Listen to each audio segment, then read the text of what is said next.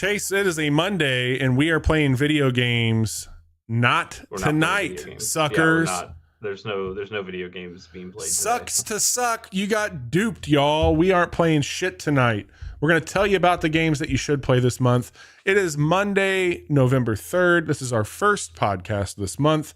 And the reason we are podcasting on a Monday, your boy Chase is going to attempt to fly.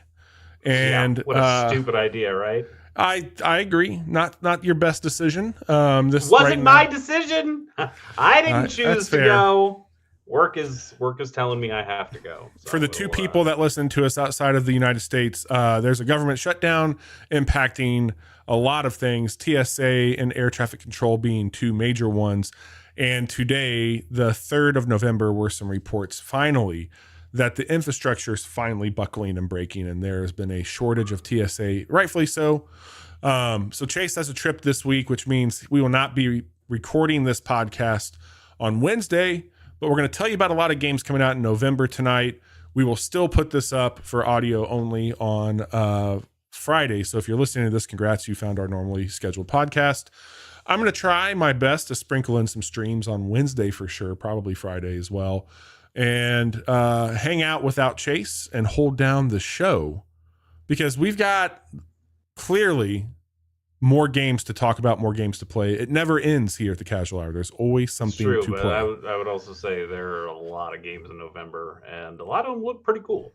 Yeah, November is going to be a fun month. Traditionally, for Chase and I, when we, back in our day, as aging gamers, November was the month for me. I think November always felt like the month that a cool thing would be coming out right in time for the holidays.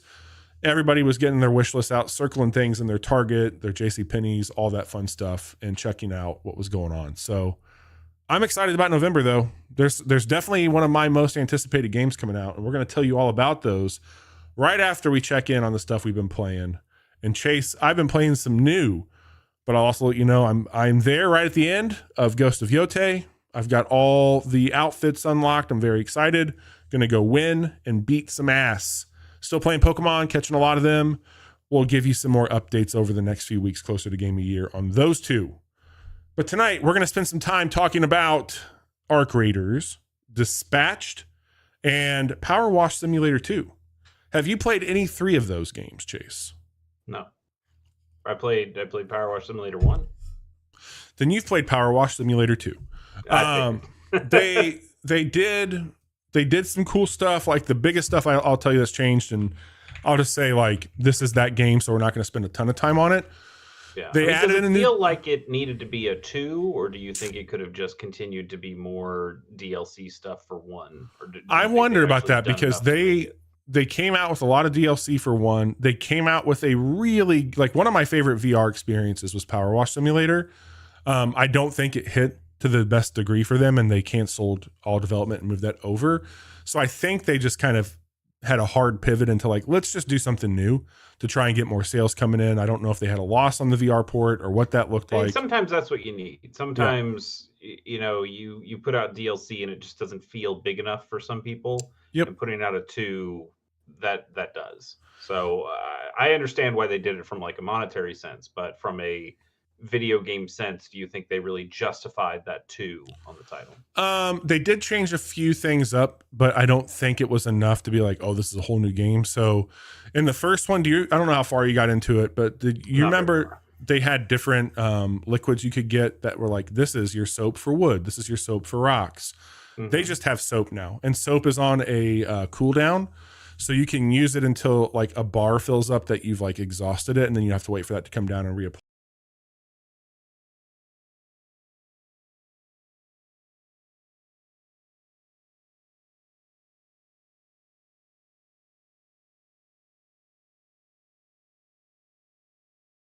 Circular top that spins, and it's meant to be pushed against a flat surface.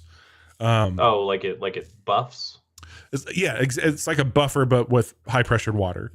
Okay. So they added that into the game, and then you can now customize your office / house. So like you can run like a brick and mortar location for people, and then you can customize the van The like cleaning and dirt mechanics look like they've been overhauled a little bit. Like there's some good physics there, but it's really the same thing. So Does it still do the thing that, while I understand why they did it, annoyed me in the first game, is like when you get to 99% of cleaning something, it just finishes the last percent and says, hey, by the way, you're done. per area, yeah. Like if you're at 99% and there's a speck or something, it'll ding and be like, okay, this wall's clean. Yeah. I can't remember Sometimes though, Bobby, like when I'm cleaning something, that last little speck's the part. It's like that's the good stuff. I want that last little speck to be like, yeah, that I did it, I finished it, and it just felt like in the first game, the game would go like, you're fine, and I'm like, no, I want to finish this. I need to do it myself. They still do that. I feel like the game took that away from me a few times, to the point where for a game about the satisfaction of cleaning, sometimes I was not satisfied in how the cleaning worked. Not saying that's why I didn't keep playing it, but it was something that caught in my mind a number of times. They do add this like badge, physical, like in the world. If you're down to like 3 areas that need cleaning, or there's one spot you missed and you haven't gotten it, for like if you're struggling to find it, eventually they'll just put a badge on the spot on the house. Nice. Yeah, that's nice. So they do that. I still, I guess I'm asking for a hardcore mode in you make it real clean later, where it just says no hints. You got to fucking do this yourself. Stay clean while you clean. They did add an ability to pet cats. There's always a cat around the house or object you're cleaning. But look, this thing's really cool. I love these games. I think this is one of the best one of those, and people seem to really be enjoying it. So any early picks on like what a cool thing you've cleaned was? Man, I'm on my third. Like the ramp up is very steep here. So you start by cleaning your van, of course, and then you go to that was like in the first game too, right? Yeah. You go to a campsite. And it's really cool. It's got like a barbecue and it's got like a little fire pit area. The cabin is really awesome. It was like an old German cabin. So I liked that one quite a bit. But then the third level is like a straight up like old school like Art Deco building. And it's filthy. Ooh, and so you go like the time to complete goes way up, but you've got the genie lift that you can like move around and raise you up and down with. There's scaffolding you can put out, like 3 different ladders, a step stool. So you've got a lot of cool stuff to build with. And I decided on this one, I'm going to work on highest, most visible point down to the ground. And that's how you should do it. So I'm doing that and having and it's a bright white and blue building, but you don't know that when you're cleaning it. So it got like a real good color pop when you get through it. So far, that's been yellowed. Oh, dude. Over time. Oh, dude. But it has physics still, so the goal is to clean it, but also to keep chasing it because your water pressure is too much that you end up pushing the system away. You got to have like a UV light to change that one too. Look at me. I'm a game design genius. So that's kind of been the game I play between stuff when I'm just like, I want to play something, but I don't want to think. And I've been just loading up like a lo-fi radio station or a podcast and zoning out. So, but quite the opposite when I need to lean in and pay attention or just be entertained. I've completed the first episode of Dispatched, and I think that there's like multiple parts in an episode, but this game is really taken me. I was not prepared for how cool this was going to be. I know we covered it, and it was getting some good early buzz from the Steam Next Fest demos, and people had some hands-on with it. But what do you know about this game? I know you're like a dispatcher for a superhero company, and Aaron Paul's in it. There's a lot of people in it. Okay.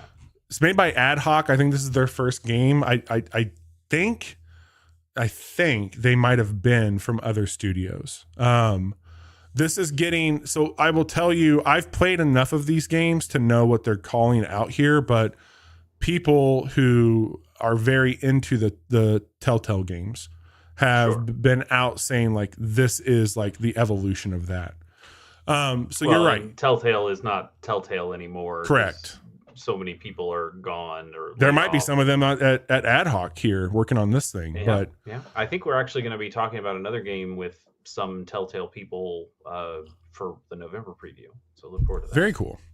So I don't want to get into a lot of stuff that I've seen so far because this is a very heavy choices matter game, and this is a game where you have three.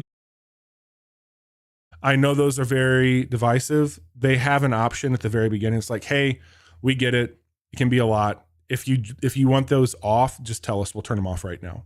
So you can just make critical choices for the story, but you can avoid all the quick time events.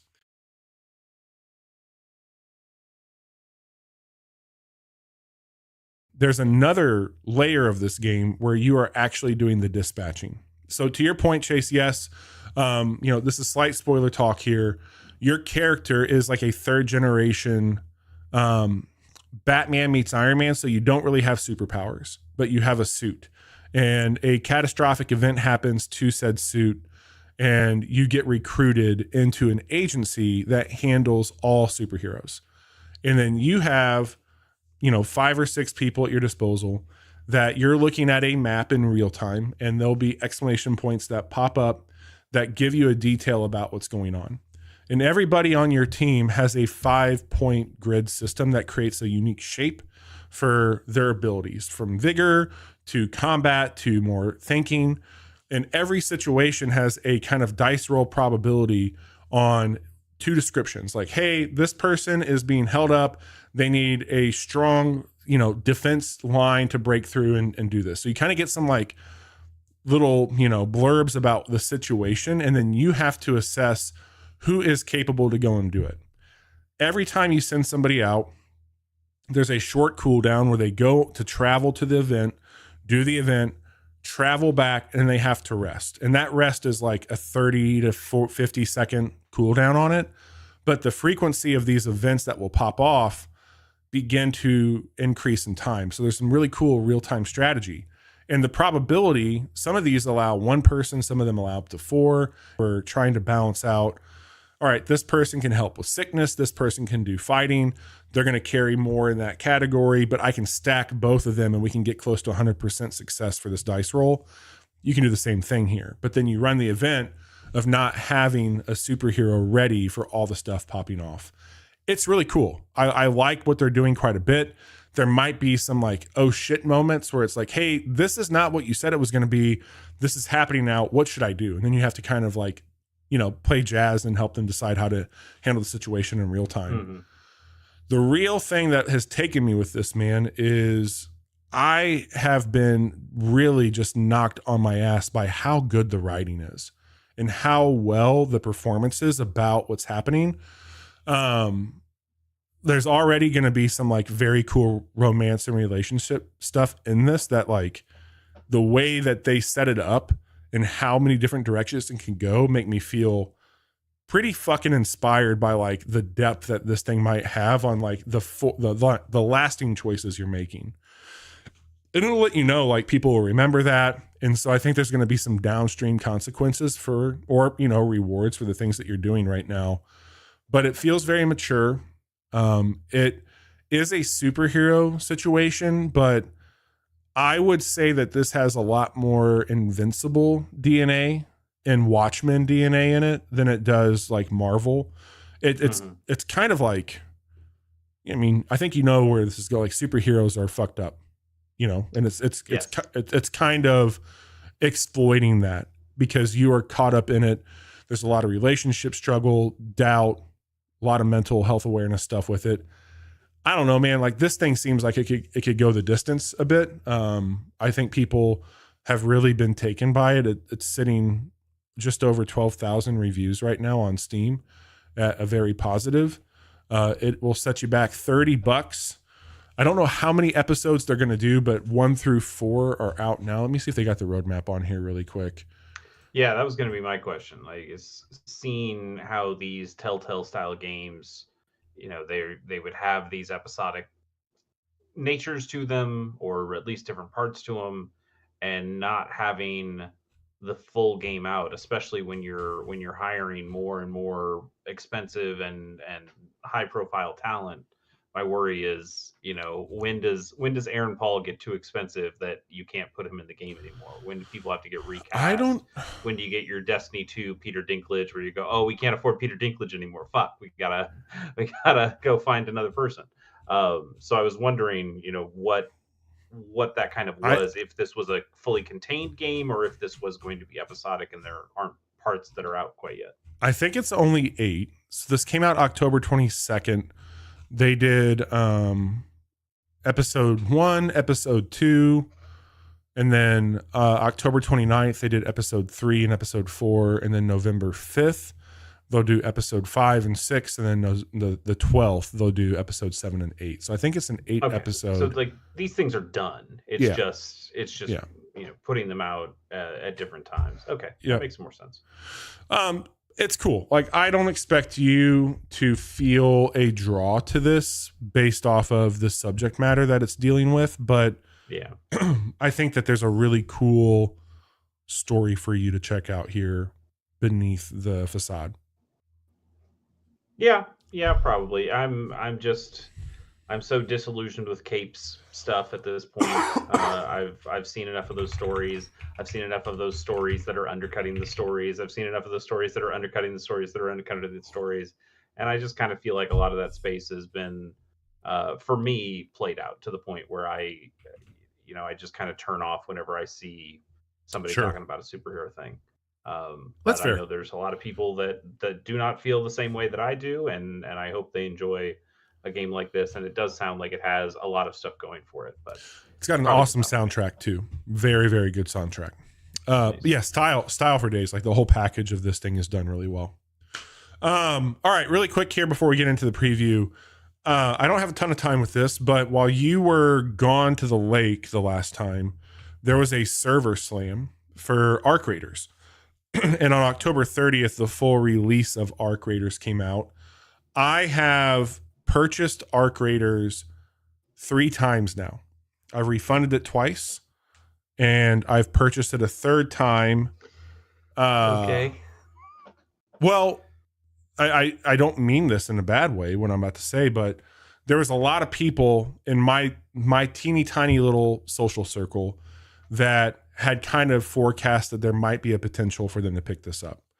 You being one of those people. Less the quality of the game and more the circumstances of playing the game. The quality of the game is through the roof. But I didn't know, based on my experience with the game, what it would look like solo. And now that there's been some time with this being out completely, you're kind of seeing how the community is approaching this game. So if you've been under a rock, Arc Raiders has been, I think this was announced before the finals. The studio is, I think is that Treyarch that made this? Is that right? I think that's who makes it. Is it? Maybe I'm wrong. I don't think so. Treyarch was the Call of Duty people. Oh, that's right. Sorry, Embark Studios makes this. Close.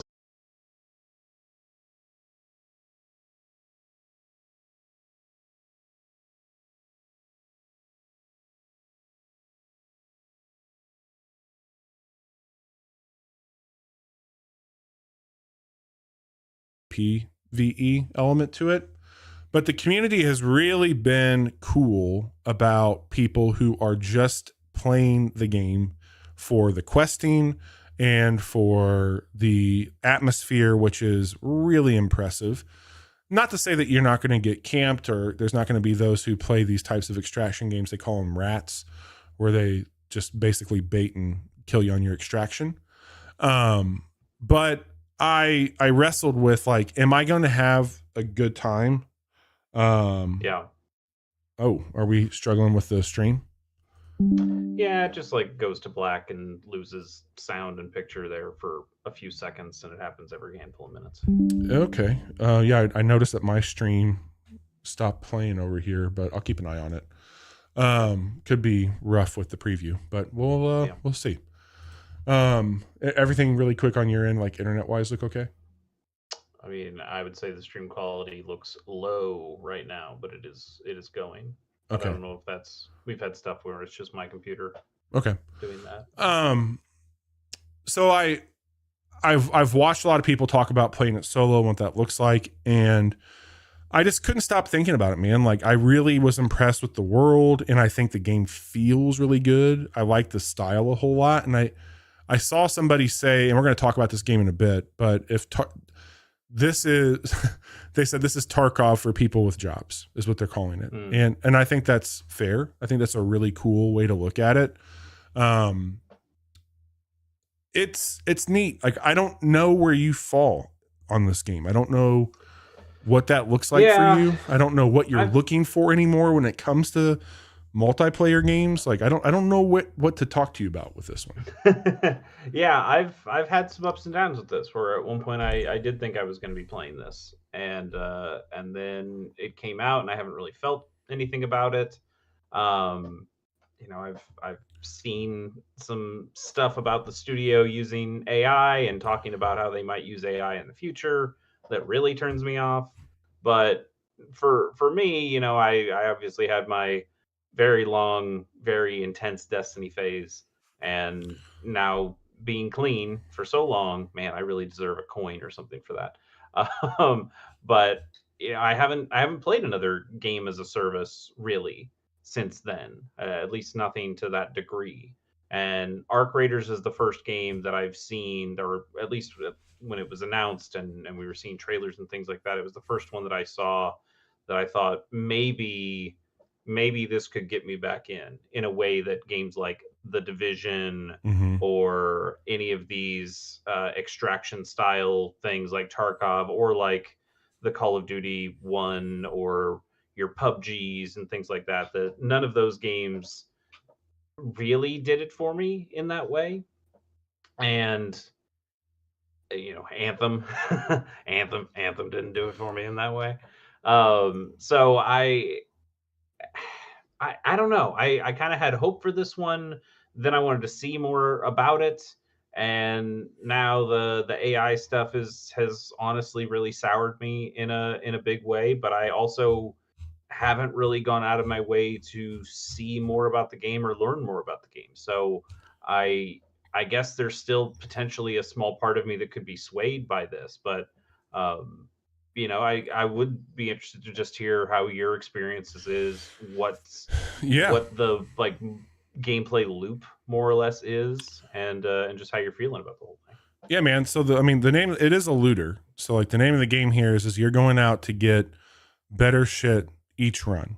And early on, like, you've got 5 or 6 vendors that they're talking heads essentially back at your base that you go to, and you can buy certain things from, like the medic or the gunsmith, whatever that may be. But they all have a quest, and it's like, go out here, you need to kill 3 arcs and bring back 5 coils. And so you have a quest that you want to do. And like, that's extraction shooters are all quest based runs. So you're out there getting stuff. The risk is there's people who are also doing the same thing. They could go and want to have the sport of hunting down the arcs like you are and do that, or they could just hunt down you and take your shit. So is there no like just hanging out in the world in the way that a good Destiny, hey, let's just go down to the Cosmodrome and walk around and see stuff? Or is this more like almost like a Monster Hunter in that way of like, if we're out in the world, it's because we're on a mission to do a thing, and when we're done with that thing, we go back to the hub? It's that. So when you go to the top, you have a timer, and when that timer is empty, they are going to wipe everybody off the map. So you have, finite time to go and do your shit, and you land where you're going to be. You open up the map, and it will show you like, hey, this building has really rare loot, but it's going to be hard. It's red. There's a yellow building. These are clear. And then you've got your objectives that you're looking for. So you might not even go to those buildings. So you're out there, you're going to encounter the PvE element is there's these robotic arcs, both drones and big fucking spider walkers. But there's other raiders out there topside too that are out there doing the same shit. And so you're going to be going through dilapidated buildings. You have a crowbar, you're going to bust open shit. You're going to take a look at what's in it, and you're going to start throwing in your backpack. And you're getting all junk and parts. And those are going back to your main base where you are building out a series of workbenches and other things in your base. So you bring back the gear that you need to go in, and then you have all these blueprints. And so once you have that, you can basically build out anything that you would want for a run. So if you know you're going to go in and you're going to go up against a boss fight, or you're going to go into a deeper part of the map, you're going to want to prepare. So you're kind of working your skill up on, do I have the right shield? Do I have a gun that I'm really good with? Do I have enough storage on this backpack to, like, there's kits you can get. One of the things I'll call out really quick that I think is fantastic, I haven't seen this in other extraction games. Let's say you wipe, which happens. You're going to die a lot in this game. It always sucks when you're like, fuck, I'm back at base. All my gear's gone. I'm going to have to go back out here and like try and find more shit. They've got a free kit that you can just pop whenever you want to. That's a gun, a shield, enough stuff like a bandage to just get back out there. So like the time to task is really, really good here. And they give you enough stuff to go gather the materials you need, find another weapon, of course, too. Cause like shit, the last 2 times I've been out, I've found like 2 or 3 green and blue guns, just happenstance out there looting around. And so then you have like 5 or 6 bases that are elevators back down that you have to go to. So you have to open the elevator, and that makes a big production. Then you have to wait for the elevator, and then you go. So that's like where the drama really comes into it. And I've had some very, quote unquote clippable moments of what that looks like. Like it's very cinematic in execution. Like there's always something going on, whether it's you coming across this building and all of a sudden you hear something land on top of it and there's a giant fucking mech that like saw you and is like over you now, or you're in a building and you're by yourself and all of a sudden you hear footsteps and it's like, are those footsteps going to help me or are they going to hurt me? And then you have like this whole moment of like, there's really good emotes like, hey, I'm friendly, don't shoot. One of the things that they do here that I think is really clever, and this might be where like you're seeing some of the AI stuff. I haven't heard about that myself. But one of the things they have that I do think is cool, and I don't know if this is like AI shit at play, but the arc raiders in the game, like the character models have a voice. You can go in and you can turn your microphone to have that voice filter. So when you're talking as that character in the game, it sounds like the arc raider does. So like you can like basically hide your voice, your real voice, and just talk like your arc raider if you want to do that to kind of have more of an immersive play. But it has push to talk. The quests seem really, worth it. The world's a ton of fun to get into. They've got a huge roadmap that they've already rolled out, like 3 months of updates on like, here's when we're adding this stuff to the map. Here's when we're doing this. These are these events. It's $40. Again, like I don't know enough on the AI stuff to talk about it. I was checked, like Steam makes you, if you use AI, you have to disclose it. Right. And it says, the developers describe how their game uses AI generated content like this. During the development process, we may use procedural and AI based tools to assist with content creation. In all such cases, the final product reflects the creativity and expression of our own development team. That seems very boilerplate, but it does. It seems boilerplate and vague and hard to trace. I know at the very least, I don't know if it's the head person from Embark or maybe the creative director for this game, somebody higher up at Embark mentioned, while it's not in the game yet, like one of the things they're thinking about is using generative AI to come up with, new guns. So to just have, new guns just continue to be generated through AI means to be able to create, infinite guns going forward, which sounds like a very Borderlands thing to say. And I don't really want to compare things to Borderlands, and those people were at least procedurally making all those thousands and thousands of guns in the Borderlands days, and that also wasn't very fun. So some of that stuff's turned me off a little bit. I guess the last question I have is, it wasn't that long ago we got a Helldivers 2, which sounds like it's doing a lot of very similar things to this game. Do you feel like you're getting something out of this game that you weren't getting out of Helldivers 2? Do you think it's it's worth playing this game when you still have something like Helldivers 2, or has Helldivers 2 really fallen off at this point to the point that you really need a new game in this kind of genre? I don't. I guess I could see where you would get the comparison. Playing them, I wouldn't even put them in the same league. They are distinctly different. I think like you leave on a ship at the end, like you're kind of working to this like big, crescendo in Helldivers where everybody's closing in on you and you get out in the nick of time. Like it is a game full of cinematic experiences as well. So like I could see some of that. This feels like all right, cool. Like I just got here. I got to get a part. I need some parts. I'm going to get some parts. And then what happens while you're on your way to the parts is kind of up to you. Like I've had some runs, dude, that are like 3 minutes. I go out, I immediately fill my backpack. It's like green and blue shit. I'm like, you know what? Like this is good. I don't want to risk it. I've got some good stuff here. And at this journey and this juncture early on, I just want to get back and start stockpiling stuff so I can build better shit. So like that's how I've been playing it. But there's some people who are out there for, the full duration where they're just like waiting to the last minute and trying to like get people coming back from the deepest and darkest places. And I didn't really get that on Helldivers. Helldivers felt always way more cooperative, like straight PvE, which I really like. I don't want the PvP stuff in this. Like if this was just like go out, avoid the robots, get this shit and come back, like, yeah, but there's a layer of fear and friction that they bring in with the people that.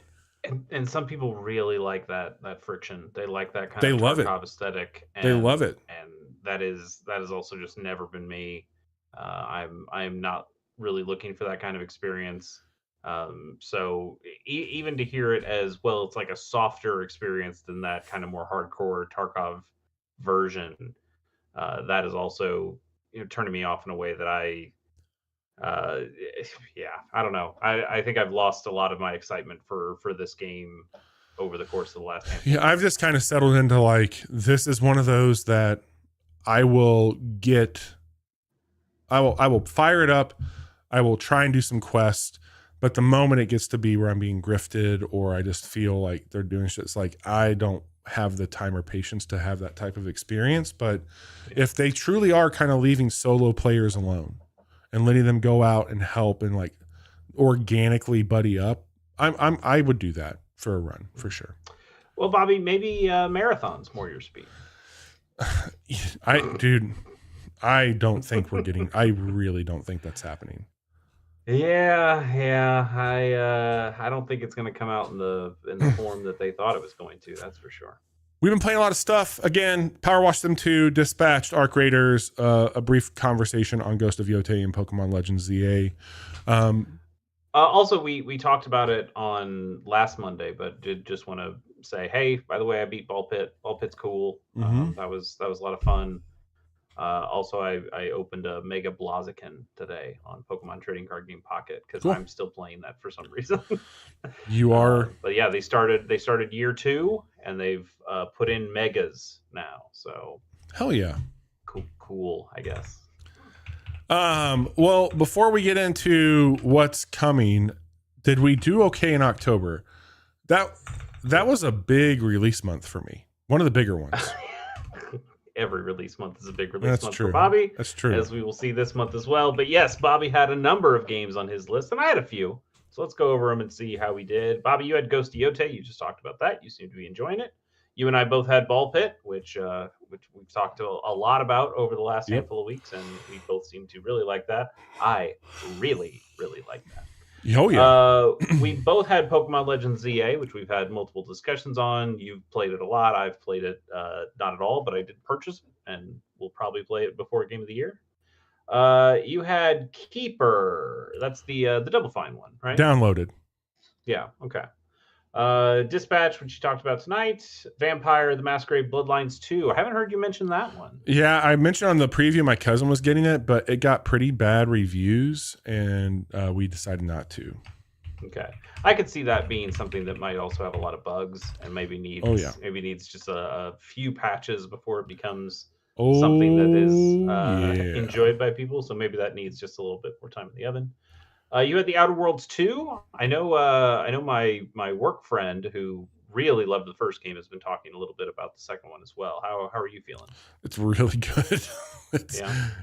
I know I know it's kind of a sticky situation with Microsoft right now, but Yeah. man, Obsidian is just fucking cooking. Avowed, Grounded 2, and this in the same year is pretty fucking impressive. I think this is better than Avowed, and I really liked Avowed. Grounded 2 is like way up there for me, so I don't think it's touched that. But Sure. I'm having a really good time with it. Cool. And then you had Arc Raiders, which we just talked about. And Yeah. for me, we already talked about Ball Pit and Pokemon, but I also had Digimon Story Time Stranger, which I haven't put in time into that, ironically. But I haven't done that for a few weeks now. Part of that was Ball Pit. Part of it's just schedule stuff. Part of it's just being on the PlayStation. Like if this was on the Switch, Yep. I think I'd be putting more time into it. I think I would find more times. It's just the system I play more games on these days, and can play in more places than my PlayStation. I've got it on my That's, Ally, and it's running really good on there. I'm still shocked as hell you picked this up at all. I'm It's still cool. incredibly I think proud of you. I think it's good. Like I'm having I fun think with it's that good game. too. Yeah, like I think it's I'm good too. actually really into Persona Pokemon. I think those two, I think that's a really good mashup, you know, like to be reductive, but it's very cool. I think that's yeah. I mean, that's what I thought of the Cyber Sleuth games, and so to see that continue to, they do well with that premise. Yeah.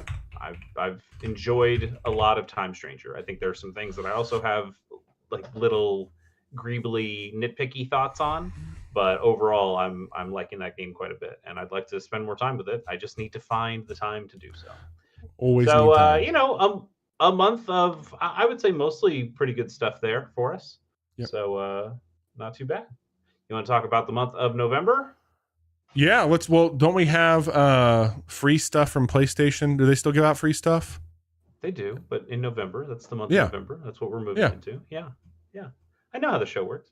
I can scroll down on this note, Bobby, and read the things in the order that they're placed in. I'm glad. Yes. So on PlayStation Plus Essential, we have a number of PS4 and PS5 games here. Both are on all the games. Are they still doing PS4? Is that still like? Yes. Okay. All of these games are available on both PS5 and PS4. So is there same like an games. enhanced version for the PS5 ones, or is it? I would imagine so. Cool. I don't think we've Yeah. ever like thought about. At least I haven't thought about that when we've talked about it. I think for at least for the last 5 or 6 months, we've Yeah. just been listing PS5 games. But every time I check and just make sure, hey, is there anything that's just listed for PS4, just listed for PS5? Sometimes I think maybe there are, but at least Yeah. for this month, all of these are listed for both. So we've got Stray, which I know is a game that Bobby loves, and I refuse to pay for or get the higher level of PlayStation Plus to pay for because I thought it was a little expensive. But now that it's not essential, I could download that game. Maybe I'll play Stray. It's very good, man. That game rules. That's what I hear. I've actually got a friend who's been playing Stray very recently, and he was also saying Stray's pretty good. And he's like a guy who only plays like Battlefield and Call of Duty games. Man, he's like, oh, I think Stray was you cool. should It's play like, that Stray, is not what I dude. expected. Stray's great. That game rules. Maybe I will play Stray. You know, hey, that's your November's a light month, so sure, I can play Stray. You gotta play on that We fucking shall see. We PlayStation. shall see. What I'm probably not going to be playing though is EA Sports WRC 24. That is World Rally Championship. either. Yeah, I like Rally. I like watching Rally. I don't think I like Yeah. playing Rally video games as much. And also, I don't really feel inclined to give EA / the Saudi government my money at Fair. the current moment. So Fuck them. maybe not what I'm going to be doing with my. I mean, I guess it's free-ish with the PlayStation Plus, but I'm not going to give. Somebody paid that blood money, not me. Speaking of blood, totally accurate battle simulator. Tabs, is baby. the final game on PlayStation Plus. This game, every time I see it, I go, that looks fun as fuck. Yep. Maybe I should try that. I'm trying to figure out like what the game part is. Like, hey, that could be a Monday story mode, right? Yeah, totally. That would be a fun Monday game for sure. We should do So I'm that. sure that's one I will at least download and Yeah, maybe I'll do the try same out a little thing. bit. I think I have I it in my Steam wonder. library, but I can do it on PlayStation. If that's co-op, maybe we can both Well, do I it. wonder how it plays on a PlayStation, because the fun seemed to be of putting in a bunch of shit and making it break your PC. I don't want to. I don't want to break that. This thing's held together by duct tape and dreams at this point. Well, fair enough. But yeah, I wonder how a console version of that, where the limits are for, I know. maybe number of things you can place or Oh, when the frame rate well, I got goes. the But PS5 Pro. I can see if there's a difference. sure. But that was always the fun thing I saw on PC, is like, when does the frame rate go? How many soldiers can you put on the field until things dip? And that was part of the fun. Then it's But gone. lots of pretty cool stuff on PlayStation Plus this Yeah, month. man. They've As been we cooking over there. mentioned, they have been, and as we mentioned on previous shows, we are not going to be covering Xbox Game Pass anymore for the previews, partially because of Microsoft's greed in jacking up the price of that. Part of it because of the BDS movement, and part of it just because we're not very excited by the offerings these days. So, moving right along past that, Bobby, I think we can spin the wheel this month. I'm still playing through. Hang on, Fire I gotta Emblem. get the right one. Give me a second here. To Okay, do that. sorry. You're okay. I'm still playing through Fire Emblem Sacred Echoes on my Analog Pocket and having a great time with it still. And I think I will continue playing that through the month of November. But I want to spin a wheel. I want to see what it comes up with. I want to, maybe it'll be something really exciting. Maybe it'll be something really terrible. Who knows? All right, let me get us pulled up here, and we will do this. We'll spin the wheel, even though he's not going to play a game from it that I want to see him play. We'll spin it. There's some games that you would appreciate on this list. I think there's at least one you picked yourself on this list. Hey, there you go. The question is, hey, do you play the remaster? Close. I'll play whichever one I own on Switch, which I think is the remaster. Okay. But yeah, Grim Fandango. Grim Fandango. So, man, so close to Halloween, right? Like, what if this is, Dia de los Muertos was only a couple days ago? Very cool. I would like to play Grim Fandango, and that's a game I already own, so I don't have to give Double Fine / Microsoft any more money, so I can feel okay about that. That's fair. Yeah, I'm looking forward to playing as Manny Calavera and doing that stuff. That game's got a lot of love. I hear incredible things about it. I have a podcast of people who have played it that I've been wanting to listen to for years, and it's just been on my phone. And I thought, well, whenever I get around to it, then I can listen to that podcast. And who knows? Maybe I'll get to do that this month. That's exciting. Maybe I'll play that on the plane. Down. There you go, man. Yeah. All right, Bobby, let's get in here. I'm going to start. It's not the game that you see on screen, but we are going to start with, on the 4th, Satisfactory. Stop there. PS5 That's all you need. and Xbox Series X. It's all you need this month and forever. Really. That game has been out for a while on PCs, but I just wanted to let all the console people know that if you want to be a sicko like Bobby, now you can. Sickos welcome. All right, let's move into the real games for this month, and we'll start on the 5th with The Fable manga build roguelike. It is not a Peter Molyneux game. This is not Fable, that Fable. It's too bad. I was looking for Chicken Chasers. I still think this looks pretty cool. This looks idea. All right. So this is a roguelike in a similar form and fashion to like a Fights and Tight Spaces, which we like. But instead of drafting cards and playing cards to choose your moves, what you do is you put manga panels into a page, and that dictates what your moves are and how the enemy fights back against you. Neat. I think that's a really interesting premise. I don't necessarily love what I'm seeing from a visual standpoint. It does look cheap is the wrong word, but it looks like a little unpolished, maybe. Yeah. But I dig what it's going for, and I kind of want to see more. The thing that maybe frustrates me the most is that this is a roguelike. Like this seems like a game that would be cool as just a single player story experience where you get to puzzle things out. I feel like this has the strong chance to give you similar situations time and time again to the point that Sure. it feels a little repetitive. Maybe not though. Who knows?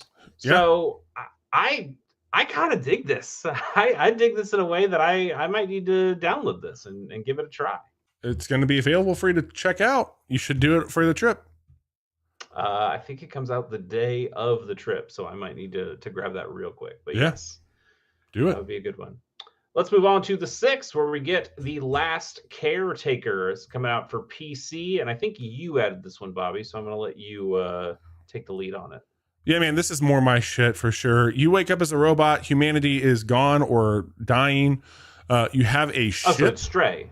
It's Stray, but what if you had to craft and build and Oh no. yeah. So but And it you're looks going like underwater. Is this just Subnautica? Did they make a Subnautica? No, I don't know. Like I think it's borrowing Dynamic from resource management. Yes. But there seems to Yuck. be some light combat that looks kind of interesting on it. I've watched the devs talk about the game a bit, and they seem to be very into what they're doing, which has me excited. And I think I have the demo downloaded. I'm gonna check the demo out before buying it. But right now, I think this might be one I pick up for sure.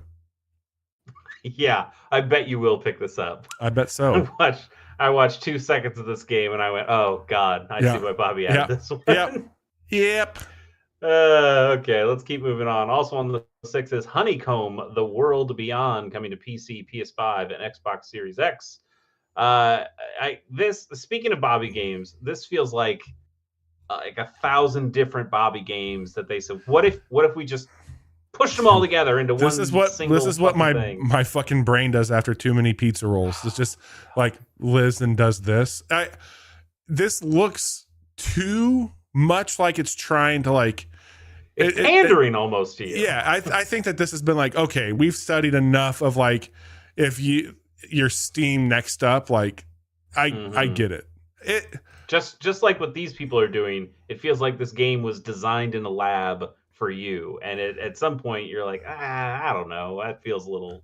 Yeah, too much, right? these types of games there's always a handful of them on every Next Fest, and I'm like, oh, that looks really cool, and you get into it, and it's just like this feels rough, and I don't know if I want to work through one of these because you have to put a lot of early time in. Like, I don't know, this could be really good.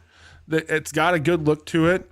I certainly like what it's going for, but I just need to know, like, is it too generic? Is it too paint by numbers? Yeah. So we'll see. What was the game that you played? It wasn't one of these exactly, but it was that like Journey to the Savage Planet or something like that? Yeah. It was more about exploring a very alien kind of world. It was And that. it feels like, okay, they put that into one of those survival crafty games. There's also Terraforming Mars, which felt very much like this too. So there's a lot. I mean, dude, I've played so many of these at this point that like it kind of needs to be at least polished for me to want to like spend time with it, considering how many, like, it's a very saturated genre at this point. Absolutely. Like there was definitely a time where you just sent me every, turn-based Fire Emblem kind of game or any roguelike-y thing. And you're just like, huh? Yeah. And I had the same conversation with you of like, yeah, you see like a billion of these things, and eventually you just get to the point of like, there are ones You know which one's worth it. Right, totally. And so you're saying this doesn't quite strike it for you. This looks a little rough. Like the animations primarily, like that they're not showing the most, which are the things you'll do the most, which is like when you are, let me go back here, like when you're chopping a rock or when you're cutting plants, like love to chop a rock. All that just looks real bad, like almost Schedule 1 level animations. Yeah. And anyway, we'll see. Like, I go play Satisfactory is what I tell people watching this. Fair, and you can play that this month. Yeah. All right. Also on the 6th, this is the real reason Bobby's not going to be playing Honeycomb. It's because he's going to be playing Hyrule Warriors: Age of Imprisonment. Bobby, finally, is this the reason that people should get a Switch 2? Well, I think Donkey Kong was the first one. I think Donkey Kong probably was the reason for people to get a Switch 2. Yeah. But yeah. This looks great. I'm very excited for this. I like the period that they are covering. With the Zonai quite a bit. Like this is the first King of Hyrule, so you're gonna hopefully see a lot of Ganondorf coming in and trying to basically take power. And there's a lot of big battles that happened around it. So I think they can do some very interesting stuff with this. And the Switch 2 has me very excited after playing some pretty intensive stuff on there that like you'll get really good frame rate and they'll be able to put more stuff on the screen. I loved the first one. If this is just more of that, which okay, I'm in. I made sure not to write the first one in my notes because there have been a number of Hyrule Warriors games, but I know which ones you mean. You mean the Breath of the Wild one and the Tears of the Kingdom one, not all the other Hyrule Warriors that were more generic ones or the ones that had Linkle in it or things like that. Yeah. Yes. So if you're not familiar, the Hyrule Warriors games, any of the Warriors games, so it's the kind of Musou, Omega Force games of the Dynasty Warriors genre. Also, I don't know if it's only local, but it has I know it has split screen co-op. If there's like an online co-op for this, that could be fun for us. It could be fun. It could be fun. I'm not out here saying I don't want to play another Dynasty Warriors game, but I will you're playing. You're playing this. Warriors. You're playing this. Motherfucker, you're playing it. Put it on your pick right goddamn now. Pick it, or I'll pick it for you. I don't know if I can do that. I don't know if I can do that, Bobby. Now tell me, am I able to summon giant toads that fall onto the battlefield? Because I could do that on the last one. Depends if our best girls are, which I don't think she will be. But yeah, that hurts. That hurts a little bit. I don't know. She was so good. If I can. God, she was so good. I don't know if I can reward this game for not having giant toad. Oh man, what a game! Dropping. What a thing! All right, let's keep moving on. Also on the 6th, Unbeatable comes to PC, PS5, and Xbox Series X. I've been waiting. This, I believe, on the Next Fest. There was a playtest they did like years ago. Oh, okay. And we checked it out, and it wasn't a lot of the world stuff. It was just the rhythm sections, but we both felt this thing had some style for sure. Yeah, I've talked about this maybe the last couple months about some other games where it's like, hey, this is a very anime-inspired game with an anime-inspired art style to it, and yet it's not made by Japanese people, and sometimes that can feel really inauthentic and uncanny valley in a way that turns me off. And this doesn't somehow. I can still kind of tell, like, okay, this isn't like quote unquote real Japanese animation here, but I feel just like the anime inspiration here is so much more earnest that I kind of just like it still. And I like a lot of what this game is doing. I wrote this in my notes, but it has like this kind of Scott Pilgrim type of vibe to it, but it has maybe a little bit more punkiness to it, and also just more of a female story where Scott Pilgrim was very, I wouldn't say it's misogynist exactly, but it's like Scott trying to go through to get a girl and fight a bunch of boyfriends to get a girl, and it's very, they even reference like your princess in another castle kind of stuff. Whereas I think this is telling a more broad and interesting story than something like that. I know you're a big Scott Pilgrim fan, so I'm not trying to put that down. But I do think there's something cool here. I really like the story that it seems like they're putting together here. My problem is I just am not all that great at rhythm games, and I don't particularly like playing them. And half of this game, like the video game part of this game, is the rhythm game. So I feel like I'm not going to end up getting this, even though I think it is really cool. How about you, Bobby? You seem I'll to be getting a little it for sure. more hot on it. Yeah. I've been wanting. I had the white tape access to it. I've been waiting for them to finish it up. People that have played other builds of it, I think this is going to hit hard for a lot of people for sure. Yeah, totally. Also, I do just want to note this is one of the coolest trailers for a video game I have ever seen. I think it's really, really well done. The way they have put this together. Bobby, do you have the title of this trailer just so people could look that up if they need to? Yeah, it is called Unbeatable: Gameplay Trailer 2.0. Yeah. I just think it's great. I like the way they incorporate the musical tracks. I like the way they use the title cards to throw things on there that both are enhancing what they're talking about and undercutting the VO stuff that's in there as well. I just think this whole package comes together to become a really incredible uh, trailer. One Oh of my yeah. favorite trailers that I see for sure. Hell yeah. Okay, let's keep on moving. Yeah, I we wish got that we got a lot to get through still. Shit. we do, and I wish that I hadn't moved my window in a point where it's covering up the titles of the video games for me. Oh, I can tell you what the titles are. Would that help out? I don't know. I think I got it. I think we're good now. Goodnight Universe. Yes, Goodnight Universe is our next game. It comes out on the 11th, and it comes out for Windows, Switch 2, PS5, and Xbox Series X. So this is an adventure game. You play as a baby. A baby gets some psychic powers eventually. I think that's fun. I think that's a neat, cool perspective. Neat little premise to it. Yeah. Just an adventure game that's taking a new idea, taking a swing at something. I think it looks kind of cool. Like it looks cute. Yeah, I'd agree. That's it. That's all I got for it. I just thought it looked cute. Also on the 11th, Luminous Arise comes to PC and PS5. Luminous, if you don't remember, was the PSP's killer app. Like that was the big game that came out. That was the app.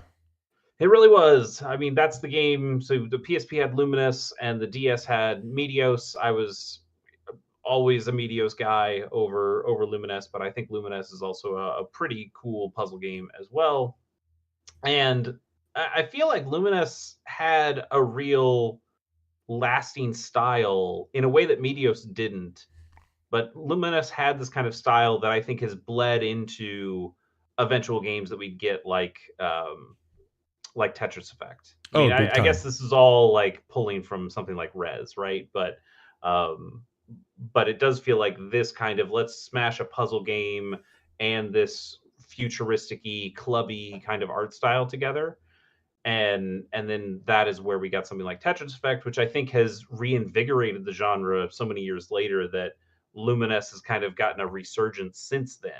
We've gotten a lot of Luminous games over the years, but I think it's now seen more of a resurgence because of something like Tetris Effect. Sure. And now it feels like, it's taking that inspiration right back. And I think that's cool. I think Luminous Arise looks really good. I don't know if this is the puzzling style that I prefer out of my puzzle games, but I do appreciate at least the sound and the look of it.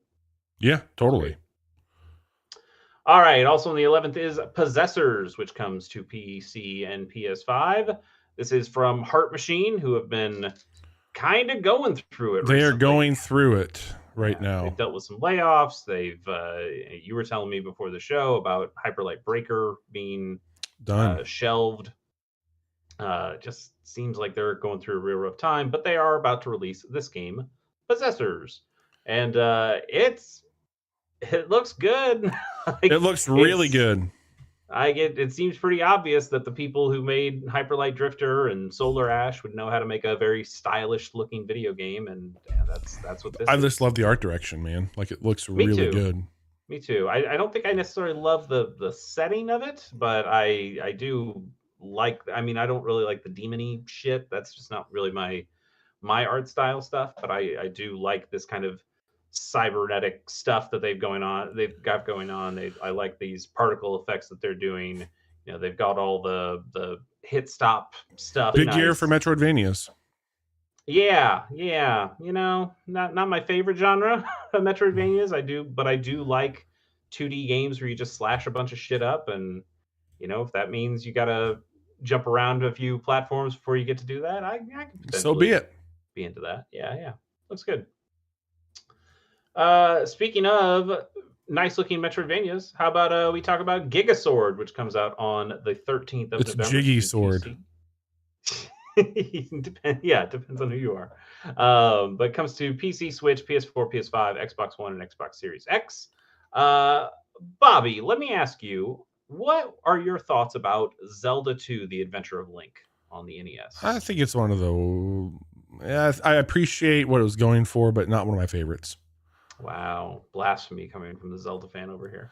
Well, this game, to me at least, watching the trailer, felt like what if Nintendo said Zelda 2 is the direction we're going to keep taking Zelda instead of back to the top-down stuff that we got from then going into Link to the Past and all. That's bold of them. Yeah.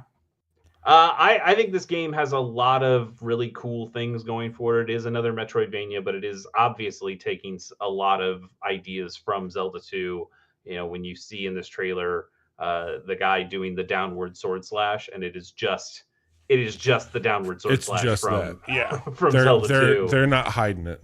No, certainly not. But I think it's got a lot of cool ideas in it, and it's certainly taking a lot of inspiration from many other 2D Metroidvania style games as well. But I like it. You know, it's got this pixely art style and this setting that has kind of a Zelda Castlevania look to it. And also it's all in caps. Gigasword is all in caps. Gotta love that. It's also called Gigasword. That's a cool name. It's a cool name. Yeah, I don't know. Not for me, I don't think, but it's cool.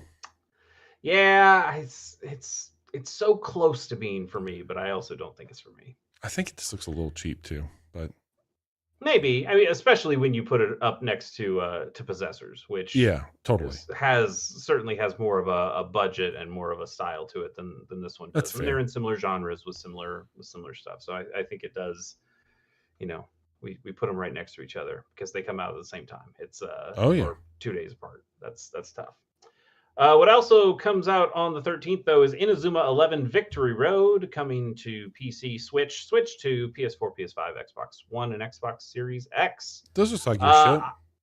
Yeah, it does kind of look like my shit. And I've had people talk to me about this franchise here. So I think I've talked about it on the show before. I'll mention it again. One of my video game they should make one of these things is I would like a Persona game, except I'm putting together a baseball team. Like, give me the social link stuff, give me an RPG where I build a baseball team, and that sounds fun to me. But I also don't want to do it on MLB The Show where I have to collect cards or, you know, deal with all that bullshit microtransaction stuff that I hate. And so somebody said, hey, you might like Inazuma 11. It is kind of just Persona and soccer. I mean, I know that's not baseball, but you know, you put a sport thing in an RPG and give it an anime look. That's your shit, right? This looks a lot like something you play. It does. I actually own a 3DS Inazuma 11 game that I have not put very much time in at all. But it does look cool. Everybody's got like Dragon Ball Super moves that they get to do. You do your social stuff. You recruit players. I think this is really cool, and it's also developed by Level 5. So the Professor Layton people, the really nice art style that they've got going on. They've got a real look to it. Also the Ni no Kuni people. Oh, yeah. Hell yeah. You're a big Ni no Kuni fan. Love Ni no Kuni.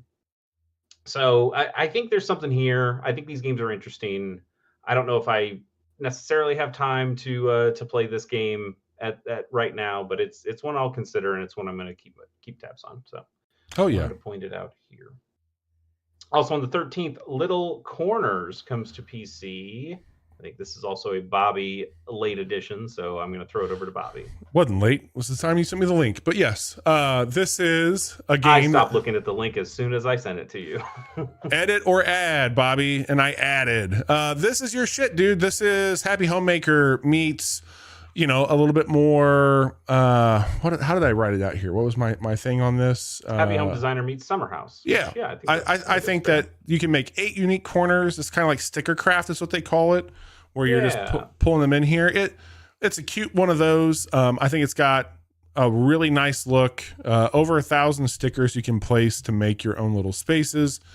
I don't know if you have a need, but there's hidden stickers just like Summer House. It seems very much like that vibe. So if you're looking for that vibe, they got a solution for you. Yeah, I dig this. Yeah. Oh, I really like it when you when they show that share your creations and they stuff them all together. Mm-hmm. That seems kind of cool.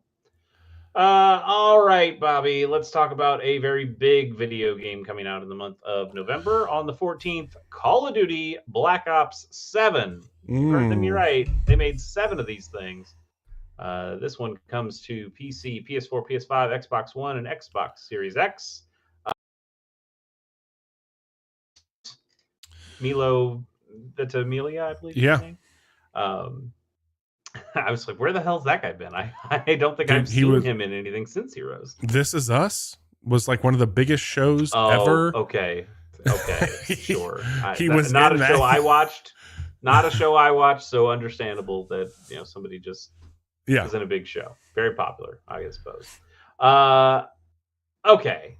How do we feel about this? How do we feel about another Call of Duty? I think Battlefield has hit really hard this year. I think Escape from Tarkov is coming out completely. And I think that Arc Raiders is doing gangbusters. And I think that the tide has turned on this due to all the Microsoft stuff.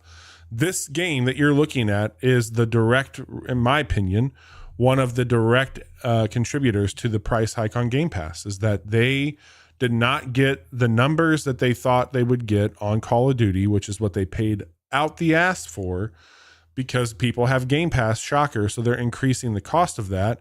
And if there's people who only play Call of Duty every year, they're going to buy it. So they don't want Game Pass. They're just going to buy this. And now I think more people are canceling their subscription on Game Pass. So they'll either directly purchase this from Microsoft, they'll pick it up on PlayStation and when they move over to that ecosystem, or they'll get it on Steam and call it good. But I think this looks lame. It's not for me. It hasn't been for a long time. I could give 2 fucks about Call of Duty, and I'm so happy I don't have to worry about this shit year after year. Mm-hmm. Tell me how you really feel. I did. I got somewhat excited when I started watching this trailer because I saw the road, go up and bend in a weird way. It seems like they've got kind of a remember like the Scarecrow levels from Batman Arkham Asylum. Like the whole idea is that your character in this game gets drugged in some way, so you're going through these weirdly constructed levels. And part of me was like, oh, that's kind of cool. And the other part of me was like, there's actually a ton of other first-person shooters that have done this kind of thing. And I think the thing I actually appreciated from Call of Duty is that it was more of like a grounded is maybe the weird word to say here, but more grounded than some of these other things, more grounded than like a Titanfall. It's about as grounded as the Fast and Furious. Sure. There you go. Yeah.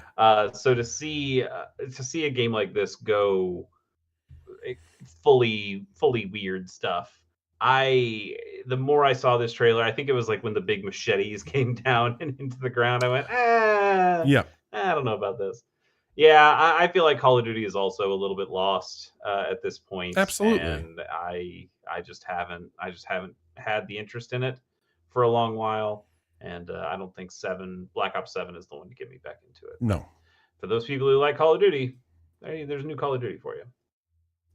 Let's Meet, which is coming out on the 14th. It comes to PC, PS5, PS4, and mobile. Did you add this one, Bobby? Or I did. Okay. This has been getting some buzz on a lot of the social ads I've been seeing, but also on the social like streamers and content creators. Like people are pretty excited for this one. I don't know what to expect. It's another Chinese folklore action RPG. There's been a lot of these recently. But I put in the notes here, this is during the 5 dynasties, and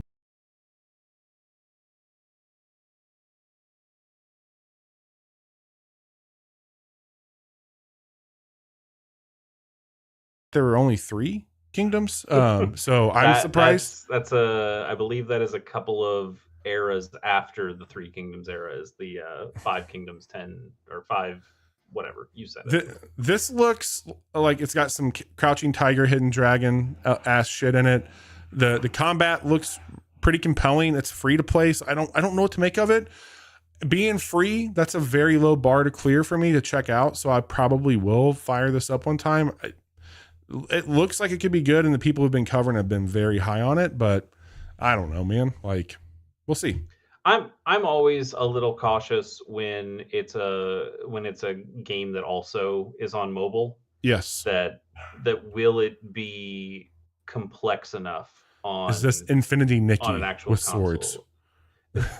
Sure. Like, are the controls of this Right. going to be satisfying on a controller, Yeah. or will it feel too simplified because it also has to work on a mobile device? That's always my big question with games like Mm-hmm. these. And we've seen some mobile games be very dense mechanically, Yeah. but we've also seen many, many more that have been very simplified and are just very pretty things to look at. And so I'm generally cautious when I see that for these kinds of games. But the mobile market we know is huge in China, so it could just be that we are aiming to put a game on the thing that all the people have. Well, also, And it's weird to say we're it, able to but make.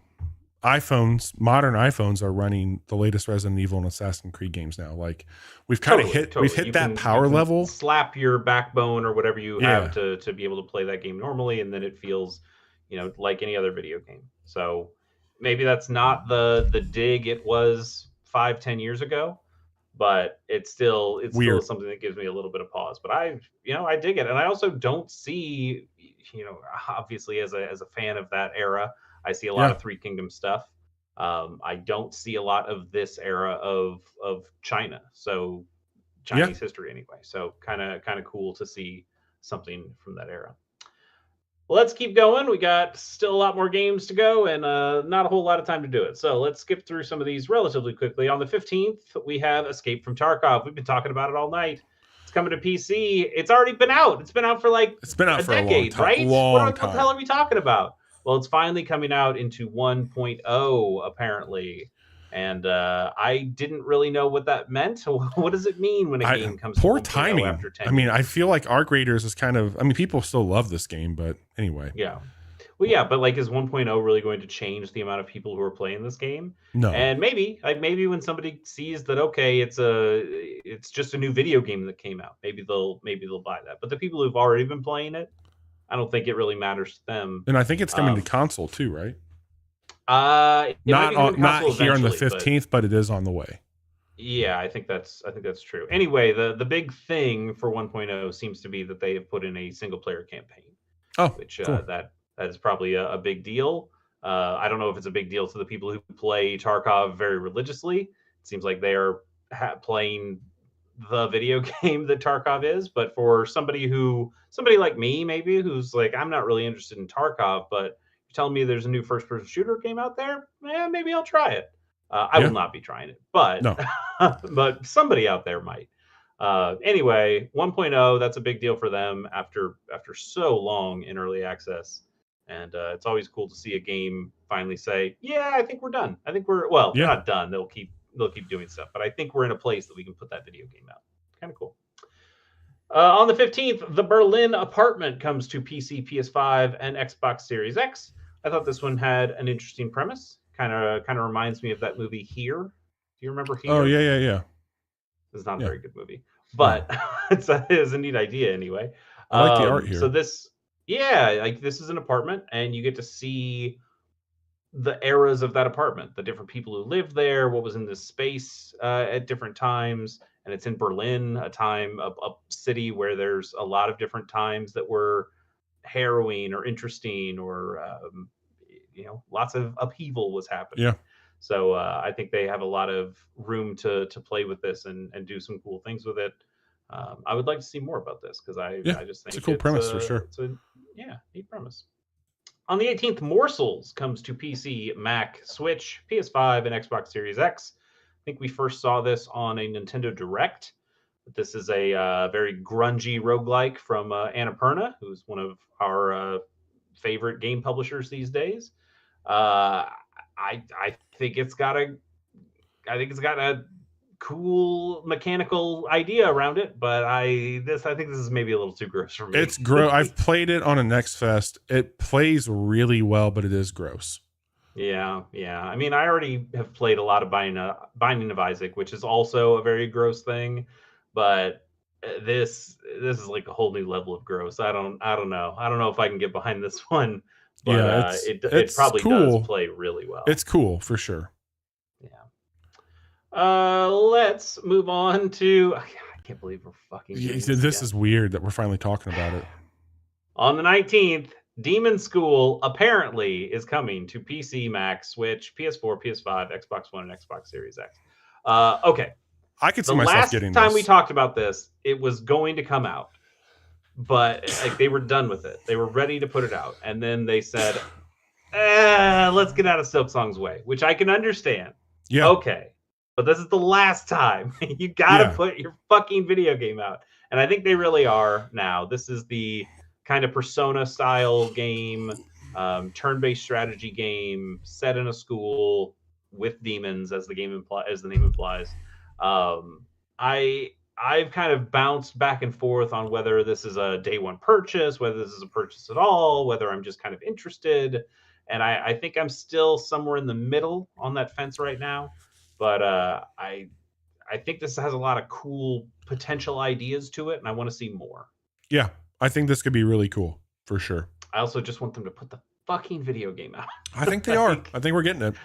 I think they are too. I think they are too. But man, like even this trailer that I pulled says summer 2025. I know. How many fucking times have we been over this? On the 19th, Moonlighter 2, The Endless Vault comes to PC, PS5, and Xbox Series X. Bobby put up this one as well, right? Yeah, full transparency. I'm in the play test for this right now, and it's very fucking good. I will be picking this up. I've loved Moonlighter, and Moonlighter 2 has been a fucking champion. It's really good. So I'll be picking this up day one. Sounds good. On the 20th, Demio X Dungeons and Dragons marked comes to PC and PS5. Demio, I think that's the one you played, right, Bobby? Is that the VR? I can't understand you right now, but I think you're asking if I played this, and I did play the VR, but I did not play the Dungeons and Dragons portion of it. Right. Yes, the dungeon. This is new. Yeah, like the original Demio was more just general fantasy, but this is now they've aligned themselves with Dungeons and Dragons and are making a new version that is using that IP. So that's me, but I think our connection is toast, dude. Yes, it is. It is a terrible connection. I can't really hear you. Be really quick. I don't know if you're saying anything. I'm sorry if I'm talking over you. Yep, we'll talk about Kirby Air Rider on the 20th of June. Is this finally a reason to buy your Nintendo? Well, probably because you've already bought several words, but is this game going to be worth it? I don't know. They showed us off during Mario Kart, like basically the Mario Kart. I was weird. To go to racing games, which at the same time, but it's different. Now that I've played the first Kirby's Air Ride, I can tell you, yeah, okay, I understand how this is different from a Mario Kart game. This is why you might be able to justify 2 racing games from Nintendo on the Switch 2. And yet, I don't know. I still don't know about this thing. I guess it's cool. Like Sakurai, after being put in Smash Brothers jail for decades, that he finally gets to breathe and make the sequel to a video game that he's wanted to make for a long time. Good for him. I hope he's having a great time with it. I just don't really know if it's for me, and I kind of don't really know who it is for. Yeah, I don't think I do either. I missed it when it was popular. Well, if it ever really was popular over here, but this is the first one this year. Like I kind of thought I'd be going after a lot of the Switch 2 stuff, but with Dynasty Warriors coming out in November, and then shortly after this, I get Metroid. I just don't see this being the thing for me. Yeah. And it feels weird to be dismissive of Nintendo Switch 2 games. They need to make more fucking video games. There's been some really good ones so far, but yeah, I hear you for sure. Like I know you haven't played Donkey Kong. You didn't really play all of Mario Kart. You haven't played Pokemon yet. You're not going to get Hyrule Warriors when it comes out. You're not going to get Metroid. You're probably not going to get this. Like It's some of those games are also at least Pokemon. That game is also on the original Nintendo Switch. Like that is not an that's true. exclusive. So they are. I do not feel like Nintendo has done a great job to justify purchases of the Nintendo Switch 2. I think Donkey Kong is probably the only real one we've seen, and at least for me, that wasn't quite to my taste. I understand why it's a good video game though, but I just don't think they've done a good enough job justifying that system. And I don't think Kirby is going to do that. I don't think Hyrule Warriors is going to do that either. I think if you already have that system, I think Metroid could, play for them. But that's also on Switch. Metroid could certainly for an American audience. I know Metroid is not as popular in Japan, but yeah, that's and we know that's upcoming. I still just feel like we need more. Like it's weird that we haven't gotten a whole lot of Switch 2 games. Bobby, we got to make some picks. Why don't you go first? Yeah, I'm gonna again. I'm sorry if I'm talking over you. Last Caretaker, Moonlighter 2, Where Winds Meet, Possessors, Unbeatable, and Hyrule Warriors are all on my list of things to check out this month. I will be heading to those games ASAP. Yeah, sounds about right to me. My list significantly shorter. I also have Possessors. I would really like to play that game and see how it feels myself. And then yeah, just as like an outside pick, I'm gonna go with the Fable manga build roguelike. I really just want to see what that thing looks and plays like when I have it in my hands, because I feel like it could be cool. Like a fights and tight spaces level. Wow, look at how cool this is. This could be like my new favorite roguelike. But I could also see it going, this is a little bit of a gimmick and it's kind of neat or whatever, but it's not that great. I'm gonna keep my fingers crossed, but we'll see. I hope it's good for you. Me too. Yeah, man. We shall see. But that's the month of November, and it seems like our connection finally came back in time for us to leave. Yeah. So I'll be brief here because I know it's been kind of a grueling last 10 with our audio. But this week I'm going to try my best to pop on while Chase is gone. No promises, but I'm going to do my absolute best to make that happen. With Power Wash and Arc Raiders this week is what I'm eyeballing right now. But I could end up swapping in some Outer Worlds if you want to see where my character's going there too. Chase, you've been incredibly busy outside of our show. What do you got going on? Yeah, I've got my YouTube channel, Chase K Plays, where I'm currently playing through Star Wars Knights of the Republic in a series called Go Play a Star War. It's been a lot of fun. Got a new party member. Finally got Vasla on the squad. So having a good time with that. I think we're getting close to getting off this first planet and going to a new place. So that's exciting. And then I have another podcast that I do with a good friend of this show, Pierce Corshane. It's called Pilot Program, where Pierce and I watch the first episodes of every television show ever made. Our last episode came out somewhat recently. That was on Ping Pong the Animation, a really cool anime that Pierce and I both ended up having a really solid time with. We were going to be recording a new episode tomorrow before Pierce got busy, but then Pierce got busy, so we're probably gonna have to put that next one, which is Friday Night Lights. We're gonna have to delay that probably quite a bit until Pierce gets more settled and things get a little quieter. So might stop talking about that for the next couple weeks until we have more to say. But looking forward to that episode. I have some thoughts on Friday Night Lights, both the movie and the television show. So look forward to those. Hell yeah, man. Well, I appreciate you always taking time to put together this outline. You do a great job with it. Sorry for the connection issues, everybody. And Chase, sorry if I talked over you. I was not trying to do that, man. I just couldn't hear you, dude. You were just fine. Yep. Safe travels this week. I'll hold it down while you're gone, and we'll be back next week with